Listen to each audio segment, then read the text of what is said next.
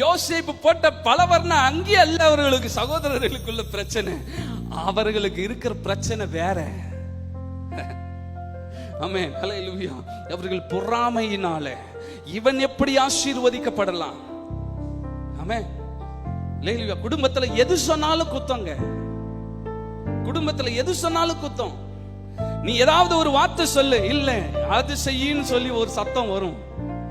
இப்படி பண்ணலான்னு சொன்னா, இல்ல நீ யாரு சொல்றதுக்கு, இப்படி பண்ணுன்னு சொல்றதுக்கு ஒரு சத்தம் வரும்.